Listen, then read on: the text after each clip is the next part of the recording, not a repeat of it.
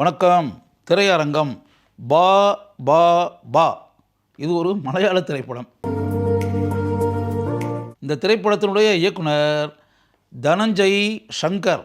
அவர் இயக்கி இருக்கக்கூடிய முதல் திரைப்படம் இது. இந்த திரைப்படத்தினுடைய கதாநாயகன் திலீப். பா பா பா அப்படின்னா என்னென்னா, பாருங்கள பிஹெச்ஏ, அதுக்கு அர்த்தம் என்ன அப்படின்னா பயம். அதுக்கடுத்து பிஹெச்ஏ அப்படி இருக்கு இல்லையா, அதுக்கு அர்த்தம் பக்தி. அதுக்கு பின்னாடி இருக்கிறது பிஹெச்ஏ கிடையாது, பிஏ. அது பகுமானம். அது என்ன, ரெஸ்பெக்ட், மதிப்பு, மரியாதை. இதுதான் இந்த திரைப்படத்தினுடைய பேர். இந்த படத்தில் திலீப் வரக்கூடிய கதாபாத்திரம் இருக்குல்ல, அந்த கதாபாத்திரத்தினுடைய பேர் ரேடார். சில நேரங்களில் சைக்கோ அப்படின்னு சொல்லி அந்த கதாபாத்திரத்தை குறிப்பிடுவாங்க. அந்த கதாபாத்திரம் என்ன செய்யுது அப்படின்னா, ஒரு முதலமைச்சரை கடத்தி கொண்டு போய் ஒரு இடத்தில் வைத்து கொண்டு மிரட்டுகிறார்கள். என்ன மிரட்டுறாங்க? பல காரியங்களை நீங்கள் ஏன் மக்களுக்கு செய்யவில்லை? மக்களை ஏன் நீங்கள் கஷ்டத்தில் உண்டாக்கி வைத்திருக்கிறீர்கள்? மக்கள் அல்லல் படக்கூடிய இந்த காரியங்களை நீங்கள் செய்திருக்கிறீர்கள் அப்படின்றது உங்களுக்கு தெரியுமா? எப்படிப்பட்ட சமூக விரோத காரியங்களில் நீங்கள் ஈடுபட்டு இருக்கிறீர்கள் அப்படின்றதெல்லாம் பல செயல்களின் மூலம் அந்த முதலமைச்சருக்கு அவர் தெரிய வைக்கிறார். ஒரு முதலமைச்சரை கடத்தி கொண்டு போய் ஒரு இடத்துல வச்சுன்னா சும்மா சாதாரண மாட்டாங்க. பல இடங்களுக்கும் அவரை கொண்டு போவாங்க.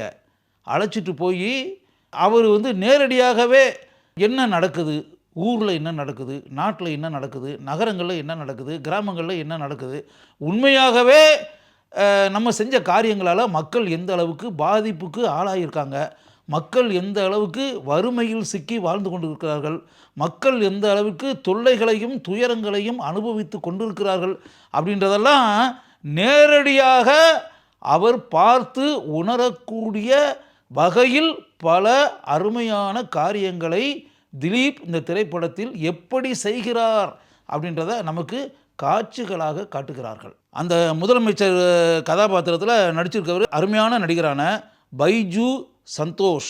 அவருடைய மகன் நோபல் கதாபாத்திரத்தில் படம் முழுக்க அருமையாக நடித்திருப்பவர் வினீத் சீனிவாசன். தன்னுடைய தந்தையை எப்படி அந்த இடத்திலிருந்து விடுவித்து வெளியே கொண்டு வருவது அப்படின்ற முயற்சியில் அவர் தீவிரமாக இறங்குவார்ல. அப்படி தீவிரமாக இறங்கும்போது அவரே எதிர்பாராத அளவிற்கு எதிர்பாராத பல சம்பவங்கள் எப்படி இந்த திரைப்படத்தில் நடக்கின்றன அப்படின்றத பார்த்து படத்தை பார்த்துக்கிட்டு இருக்க நமக்கே ஆச்சரியம் உண்டாகிறது. காவல்துறை அதிகாரி அஸ்கர் அப்படின்ற ஒரு கதாபாத்திரத்தை மலை போல நம்பியிருப்பார் வினீத் சீனிவாசன். அந்த காவல்துறை அதிகாரி படத்தினுடைய பாதியில் எப்படி திசை மாறுகிறார் அப்படின்றத பார்த்து நோபல் மட்டும் இல்லை, படம் பார்த்துக்கிட்டு இருக்கக்கூடிய நமக்கே மிகப்பெரிய வியப்பு உண்டாகும். அந்த காவல்துறை அதிகாரி கதாபாத்திரத்தில் நடித்திருப்பவர் டான்ஸ் மாஸ்டர் சாண்டி. எக்ஸ்ட்ரானரியாக பண்ணியிருக்காரு, ரொம்ப கேஷுவலாக பண்ணியிருக்காரு. தமிழில் தான் பேசி நடிச்சிருக்காரு.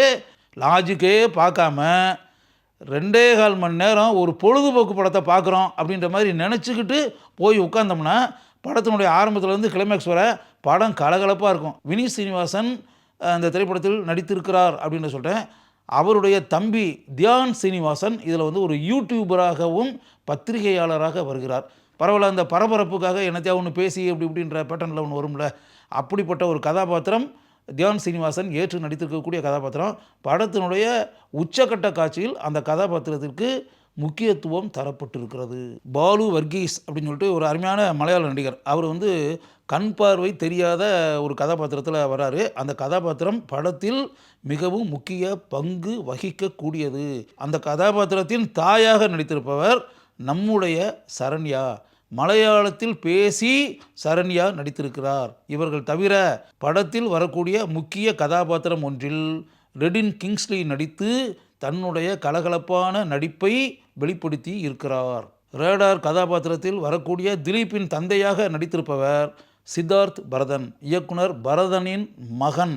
பேசப்படக்கூடிய ஒரு கதாபாத்திரத்தில் தேவன் நம்மை சந்தோஷப்படுத்துகிறார். அசோகன், பிஜு பாப்பன், மணியன் பிள்ளை ராஜு ஆகியோர் பேசப்படக்கூடிய சிறந்த கதாபாத்திரங்களில் படத்திற்கு சிறப்பு சேர்த்திருக்கிறார்கள். சில காட்சிகளில் நம்மை பேச வைக்கிறார் ரியாஸ் கான். 2 காட்சிகளில் வந்தாலும் நம்மை மறந்து சிரிக்க வைக்கிறார் மிகச்சிறந்த நடிகரான சலீம் குமார்.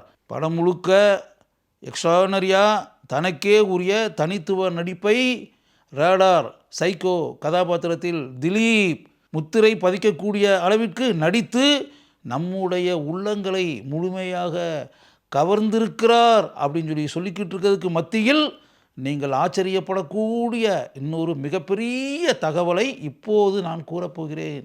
படத்தினுடைய 50% ஃபில்ம் அப்படி வரும்போது நமக்கு முன்னால் கம்பீரமாக தன்னுடைய தனித்துவ நடிப்பால் தோன்றி நமக்கு ஆனந்த அதிர்ச்சியை உண்டாக்குகிறார் மோகன்லால்.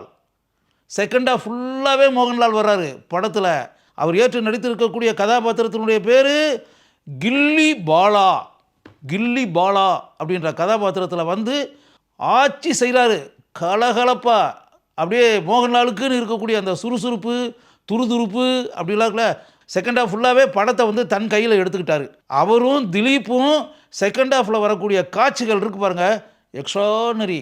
2 பேரும் எந்த அளவிற்கு சுறுசுறுப்பாக அனைத்து காட்சிகளிலும் வந்து நம்மை ஆனந்த வெள்ளத்தில் மிதக்க வைக்கிறார்கள் அப்படின்றத திரையரங்கில் படத்தை பார்க்கும்போது நம்மால் முழுமையாக உணர முடிகிறது. இருவரும் சேர்ந்து பாடல் காட்சிகளில் நடனம் ஆடக்கூடிய அழகு இருக்கு, அதை கைதட்டி நாம் ரசிக்கலாம்.